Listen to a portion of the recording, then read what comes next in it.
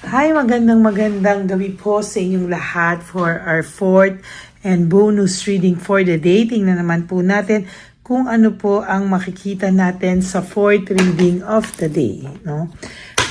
Kamusta po kayong lahat? I hope na napanood niyo na po yung first, second, third reading bago po kayo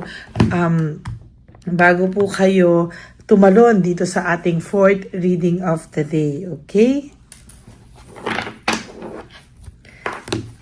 Kamusta po ba kayo? Ano po ang inyong naging pakiramdam?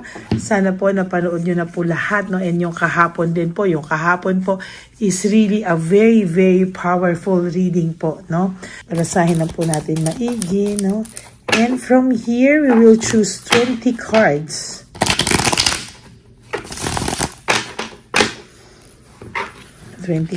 Po. Mamimili po tayo ng 20 cards. Pili na po tayo. 1, 2, 3, 4, 5, 6, 7, 8, 9, and 10. And another 10 cards po. 1, 2, 3,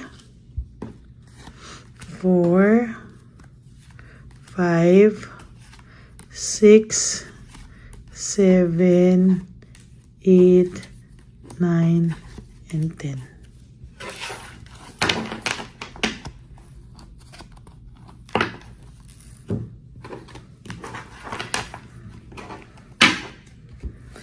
Okay. I-shuffle lang po natin saglit. Huwag niyo po skip to kasi dito po tayo kumukuha ng energy para sa inyo. So for our first card, we have rejection and resentment. Nagsisisi po siya. Meron po ako nakikitang pagsisisi, pero takot po siya talagang mapahiya, no? So ang laki po ng takot niya na siya po ay mapahiya sa iyo. Ang laki po ng takot niya na balang araw pag lumapit po siya sa iyo, baka daw ipahiya mo siya.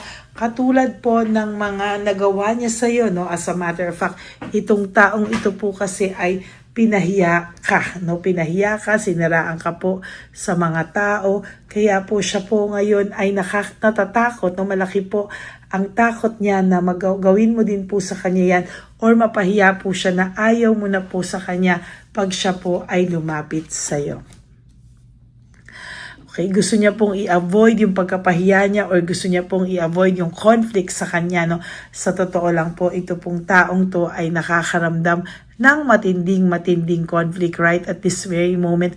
Meron po siyang mga conflicts pero pilit niya pong itinataboy. Pilit niya pong hindi iniinda, no, yung mga conflicts na yan. Parang wala siyang pakialam kahit nag-aaway po sila ng third party. Parang ang pakiramdam niya po dito ay pilit po niyang nilalabanan. Ano? Parang pinapakita niya na instead ma-stress siya sa parang wala naman daw kakwenta-kwentang away, no? Parang lagi ka kasing pinagseselosan, ano? Nararamdaman po kasi ng third party nyo na hindi pa rin po ito maayos, no? At hindi pa rin po talaga ito okay, no? There is this group conflict, no? Sa nakikita ko po may frustration ito, may conflict ito, at sa nakikita ko po talaga ay sobrang gusto po nitong matapos lahat po ng paghihirap niya sa kanyang sarili, no? Gusto niya po na as much as possible, magkaroon po siya ng panibagong buhay, no, na malayo daw po sa kahit na anong nararamdaman niyang sakit ng kalooban, ano, kasi ngayon po talaga pong ito, sasabihin ko sa inyo, ang taong ito talaga ay nararamdaman niya po yung kanyang frustration, depression, at talagang sadness, no. Gusto niya pong magkaroon ng clear mind at talagang gusto niya pong malaman, ano, kung bakit niya po nagawa lahat ito. At iniisip niya din po na sana daw siya po ay makaraos na sa ganito, no? Parang gusto niya na pong isipin kung ano po yung mapapabuti siya, no, instead sa mga ganito. Ngayon po ay pilit po itong bumabawi sa kanyang sarili, pilit po itong nagsusumika, pero wala po, kahit magsumika po siya, wala pong nangyayari sa effort niya. Kahit po i-divert niya, wala pa rin pong nangyayari, no?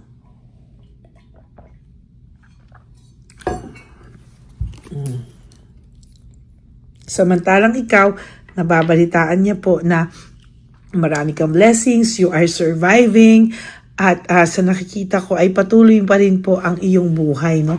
Sa nakikita ko po ay tuloy-tuloy lang po ang buhay mo, no? Talaga marami ka pong blessings, security, financially ay nakakaraos ka daw po, no? O yan, ang sinasabi ko, siya po ay nakakaramdam ng disappointment, siya po ay nakakaramdam talaga ng totally, no? Talaga pong siya po ay nawawala ng gana, panay disappointment po ang nangyayari sa kanya, at talagang nadidisappoint din po siya sa buhay po na pinasok niya, no? Ngayon niya po naiisip lahat, no, yung mga pinasok niyang buhay. Ngayon niya po yan nakikita na parang malinaw po na talagang pinasok niya yung ganyang klaseng sitwasyon, yung ganyang klaseng buhay. Yan sinasabi ko dito, meron kahit anong gawin niya, wala pong nangyayari, work without result, talagang wala pong nangyayari sa taong ito, and talagang hindi niya rin po alam kung ano ang kanyang gagawin. Naging greedy po siya, naging possessive siya, talagang natukso po ang taong ito, at sa nakikita ko po talaga ay marami po siya ngayong bagay na naiintriga po siya sa'yo, marami pong bagay ngayon na talagang naiisip ka po talaga niya at naiintriga po talaga ito sa'yo. Sa totoo lang, no? Very, very, sobrang intriga po siya sa mga nangyayari ngayon. Gusto niya na pong iwanan lahat ng sakit na to. Gusto niya pong mag-move on, umalis sa sitwasyon kung nasan siya ngayon. Pero sa totoo lang po, talagang sa nakikita ko, pagod na rin po yung taong to, no? Kasalanan niya naman po bakit siya nagkaganito, sa totoo lang. Dahil po sa excess pride niya, pinaparusahan din po siya, no? Dahil, yun nga po yung sinasabi ko, ba't hindi siya makalapit sa'yo, natatakot pong mapahiya ang taong ito, no? At sa nangyayari sa kanya ngayon, ay talagang patuloy din po itong mataas pa rin po ang pride niya, no? Hindi niya pa rin po maibaba, at sa bawat pride na ito, yun po ay bawat disappointment talaga ang binibigay sa kanya, no? Ayun, no? Nalulungkot po siya. There's fear, sadness, and loneliness, no? Ang tao pong ito ay may lungkot, takot, at ayun sinasabi ko sa iyo, takot na takot siyang mapahiya, katulad ng ginawa niya sa iyo, no? Talagang ayaw niya na, alam mo yun, mapahiya siya sa tao na after everything, no? After ng lahat ng nangyari, ayan, after ng lahat ng yan, ganyan pa rin yung nangyari sa kanya, siya rin naman pala po ang mapapahiya sa dulo. There is this lack of resources, very unstable. Meron po siyang financial struggles at very unstable po siya when it comes to physically, emotionally, mentally, and lalong-lalo na po financially. Talagang sa nakikita po natin, panay hirap ng kalooban din po ang kanyang nararamdaman sa ngayon. Umiiwas po siya sa tao, ina-isolate niya po ang sarili niya, no? Ayaw niya pong humarap ngayon sa mga tao dahil po ayaw niya nga, sabi sa inyo, hindi to sanay nang siya po ay napapahiya. Siya po ang gumawa niya sa sarili niya. There is entrapment and self-victimization. Ano? Sa nakikita ko po, talagang ang dami niya pong ginawa at talagang siya po ang nagbiktima sa sarili niya. No? Talagang siniraan ka nito at kung ano-ano, pero bumalik po sa kanya lahat. Natrap po siya sa sarili niya pong kasinungalingan. Ngayon niya pa lang po dinadama yung loss and separation yung dalawa, no? Yung pagkawala mo po sa buhay nito, ngayon pa lang po niya iniinda. Gusto niya pong makaramdam ng saya, no, gusto niya po ulit maramdaman lahat ito at gusto niya pong bumalik sana yung inyong communication. Nagkaroon po to ng self-awareness, no, na parang sa lahat ng to, ikaw pa rin po talaga ang the best sa lahat sa kanila, no. Gusto niya po magkaroon ng bagong papasuking mga ventures para po kahit papano siya daw ay makabawi. Dahil talaga po sasabihin ko sa inyo, ang taong ito po ngayon talaga ay, sabi ko po sa inyo, ay talagang walang-wala. No? Talagang walang-wala po siya at talagang nag-i-struggle po ito. No? Lahat po kasi yan ay quick decision, no? Mga bagay at na hindi pinag-isipan. Sa totoo lang, hindi niya po pinag-isipan ang mga bagay na yan. Kaya siya rin po ang binalikan. At talagang mahirap po para sa kanya yung nangyayari po sa kanya ngayon. May pagmamahal pa po siya sa iyo. Sa ngayon niya lang po naramdaman ulit yan. No, kasi may sawa factor po siya. At talagang ayan po yung nakikita ko. Talagang hindi po siya mapakali, no? Dahil nung una po, akala niya po talagang galit po ang nararamdaman sa inyo. Isang salita mo pa lang, barado ka na. Isang salita mo pa lang, aborido na siya. Talagang lahat pong yan ay talagang dinanas niya ng malupit, no? Ngayon po, pati po sarili niya ay pinamanipula niya para po hindi sana siya magsisi sa mga nangyari sa inyong dalawa. Pero hindi po bored na bored po ang taon ito. Ace of Wands in reverse talaga pong ngayon po siya nakakaramdam ng sobrang pagkapagod sa sarili niya, sa lahat po ng nangyari sa kanya, sa lahat po ng tuksong nadanasan niya. Ayan po, no, nagpadala raw po siya sa tukso at talagang mahirap daw po para sa kanya lahat ito, no. Sa totoo lang po, ang taong ito ay nakakaramdam ng matinding pagsisisi, pero wala talagang kailangan niya pong pagdaanan yan. Gusto niya po ng beginnings and fresh start with you, no? Gusto niya po yan makita lahat. Ng lahat po niyan ay matapos daw po, no? Matapos sa kanya lahat, pero yan po ay talagang dadanasin niya po yan kasi talaga, no? Sa lahat po ng ginawa niya, hindi po pwedeng ganun-ganun na lang yun at magkaroon agad kayo ng fresh start and beginnings, no? Ngayon po ay nakakaramdam ito ng, for your last card, ito po ay nakakaramdam ng emptiness and emotional loss. Yan. So, talaga ngayon po ay nakakaramdam ako sa kanya ng panay negative emotions, negative feelings, at talaga pong sa nakikita ko, lalo po siyang makakaramdam ng mga maling pakiramdam sa mga susunod pang panahon, at hanggang hindi po niya tinatanggap lahat ng kasalanan niya, ina-accept lahat ng kasalanan niya, ay patuloy po itong makakaramdam ng negative thoughts and feelings. Ayan. So yan po ang inyong fourth and bonus reading of the day. I hope na naka-resonate po kayo. And if you do, can you please give me a like and comment down below para naman po alam natin, no, kung ano po ang inyong saloobin. And ayan po, no, like, comment down below, and click the bell po para updated po kayo sa ating mga latest videos. No? Maraming salamat po sa inyong lahat. And for those of you who would like to have a private reading with me, you can message me po at Lady Lee Elena. That's Ladyly Elena. Nasa dulo po yan ng ating video. Diyan nyo lang po ako makokontak. That is my official and only legit FB account. Yan. So maraming salamat po sa inyong lahat. Maraming salamat po. And to all my ever loyal, solid, and faithful Lady Elena family, I love you all from the bottom of my heart. Thank you for not skipping ads. Tulong nyo na po yan sa ating channel para po tayo ay lalo pong makatulong sa ating mga less fortunate lolos and lolas. Lalo na po tayo po ay nag-iipon na para sa ating One Love a Day, at talagang sisiguraduhin ko po na mas marami pa po tayong mapapasayang matatanda, no, sakali. Yun po ang aking plano talaga, na mas dagdagan every year, no, ang ating mga napapasaya at natutulungan. Maraming salamat po sa inyong lahat. And yun pong billing ko sa inyo, no, is just to live one day at a time.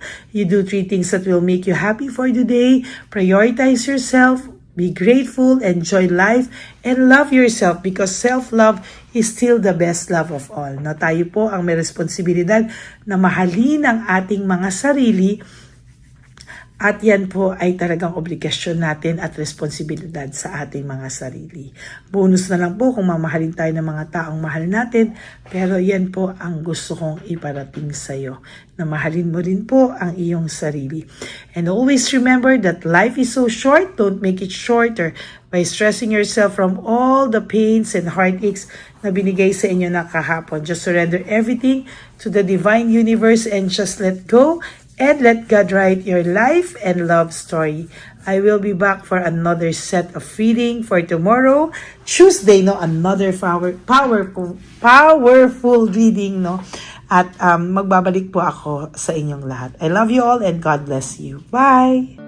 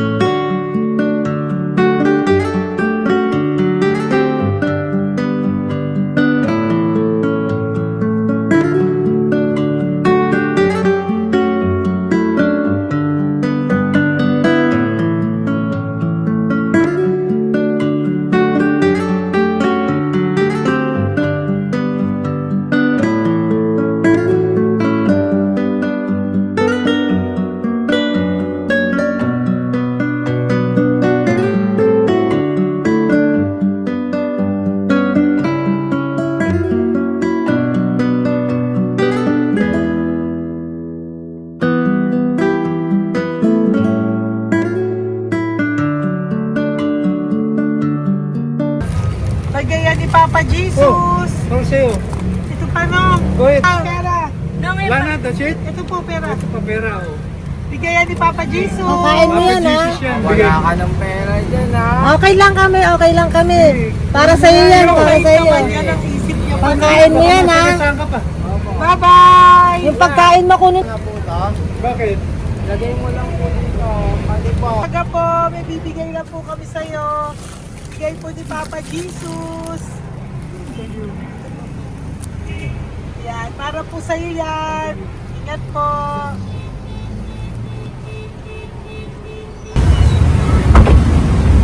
Magandang tanghali po.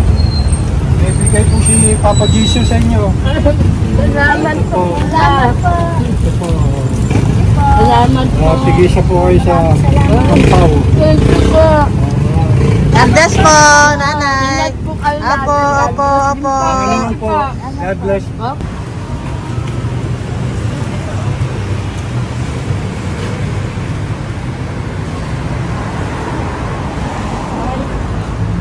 Bigay po ni Papa Jesus sa inyo.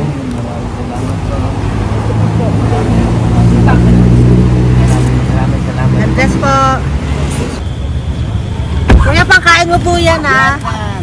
Tayo ka ba nandyan? Hindi po. Dito po nagatimpahan po. Ah! Sa music ministry. Ah, doon ka nakapwesto. Opo. Sige po, bye po. Dapat po, ingat.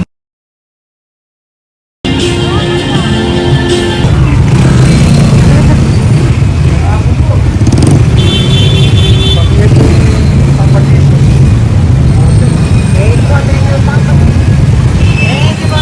Thank you po, bye po. Meron pa eh. Bigay po ni Papa Jesus.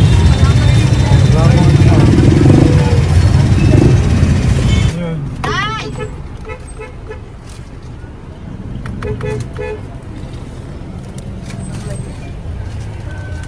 Yun. Tay, para sa iyo po, bigay po ni Papa Jesus. Papa Jesus, eh. Tay, bye-bye. God bless po, God bless.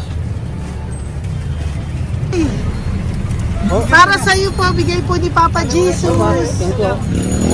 Ayan po, bigay po yan sa iyo ni Papa Jesus. Thank you po.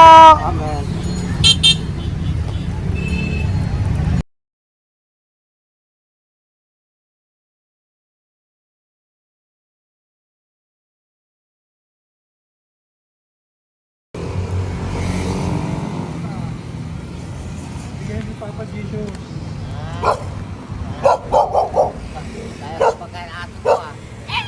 Madami mong aso, kuya. Alaga mo lahat yan? Hindi na size yan. Nasaan yung iba? Ay, talaga? E paano pagkain yan, kuya? Saan mo kinukuha? Ah, lahat. Ang dami. Ang dami niya pong aso. Oy, ang daming aso ni kuya. May nagbibigay sa inyo pagkain? Ah, okay po. Kaya mo kuya, pag nadaan ako, bibigyan kita ng dog food dito, ha? Dito ka lang ba lagi? Ah, okay po, sige. Okay po. Marami din akong aso sa bahay, eh. Okay po. Oh, isa. Kuya, pangkain mo yan, kuya.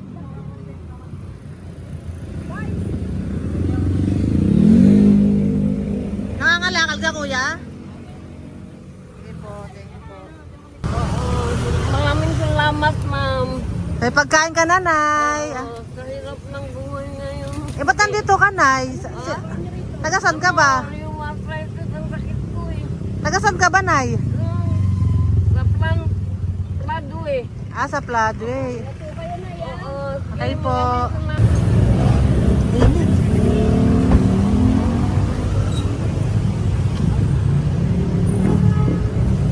Nay! Bibigay ako sa'yo. Matandaan mo na ako. Ito. Hapon po. Pabigay Ah, si po. tatay. Ah, si tatay. Thank you, Nay. Habay po.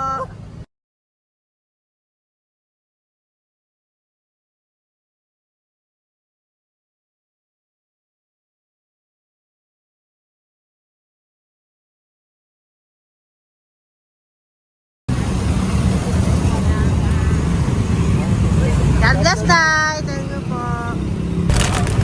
Pabigay po. Ay, bigay po ni Papa Jesus. Salamat po.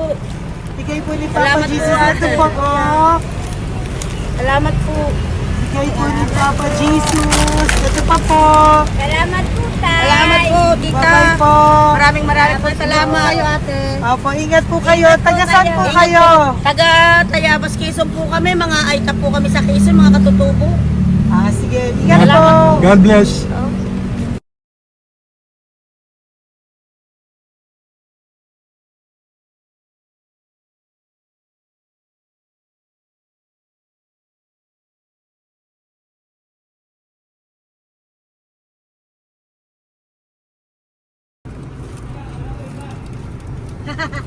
Tay, Tinatawag niya bigay po ni Papa Jesus. Thank you po.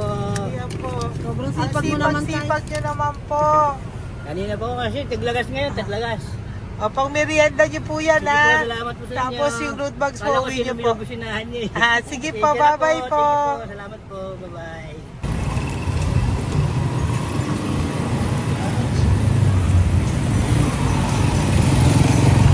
Brother! Basta, mabigay ni Papa Jesus ang sa'yo. Ang kaya mo yan, ba't hindi ka makatayo? Na ano ka? Ah, okay. Sige, bye-bye. Hello po! Tama. Para sa inyo po, bigay ni Papa Jesus. Thank you very much. Sige po, bye-bye po. God bless you. Tay! Magandang hapon po. Bigay po ni Papa Jesus. Ito pa po, Tay. Para sa inyo po. Bye-bye po.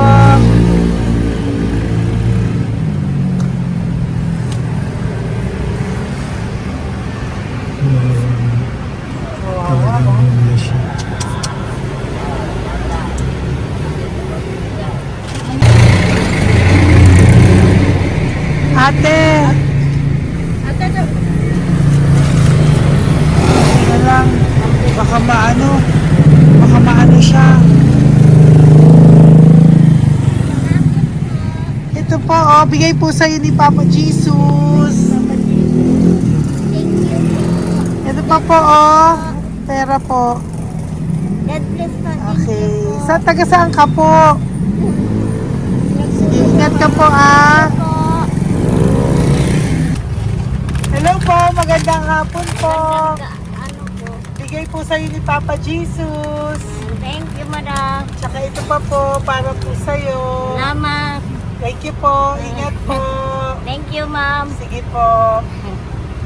Salamat. Akala ko, ma'am, bibili. Ay, hindi po, para sa'yo po yan. Bye-bye Thank you, po. ma'am.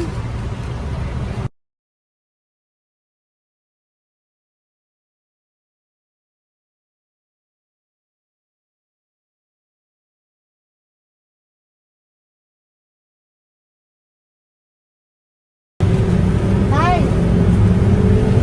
Hirap na hirap. Bibigay po ako ng goso.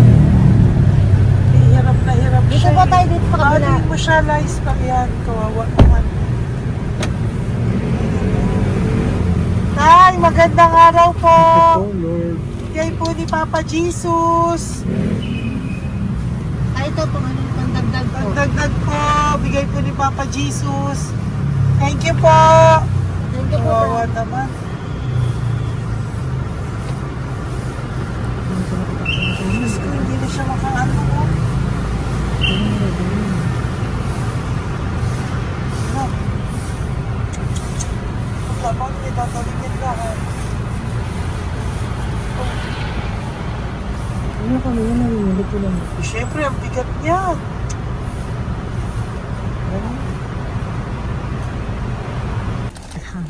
Kaya, bigay sa'yo ni Papa Jesus. Sige po, ma'am. Ayun yung palinis po, ma'am. Hindi na po, okay na Sige po. po. Ito po. Thank you ma'am. po. Thank you, sir.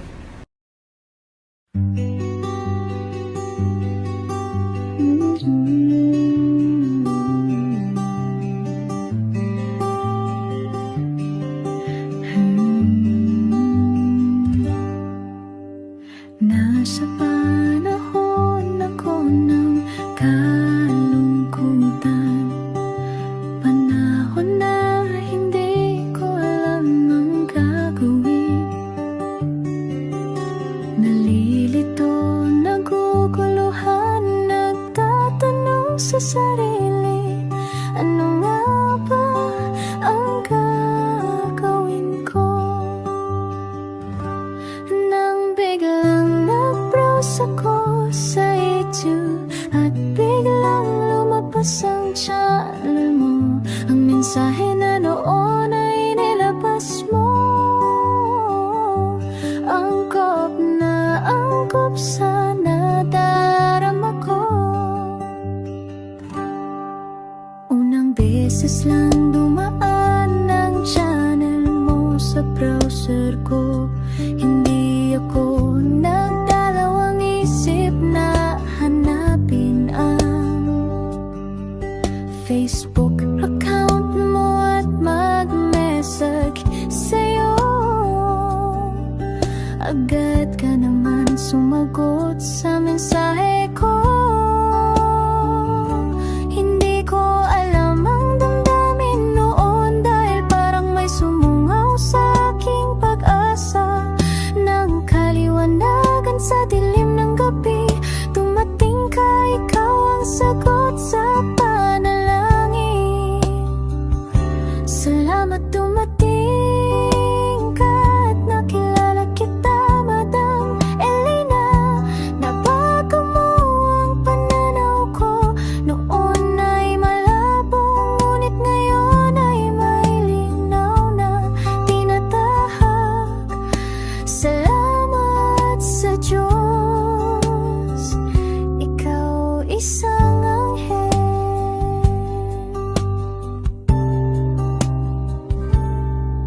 na inihulog sa lupa upang kami ay tulungan na magkaroon ng linaw sa buhay. Pinadaan sa'yo ang mensahe na nais iparating ng ating lumikha. Salamat sa buhay mo at sa pagdating sa buhay ko.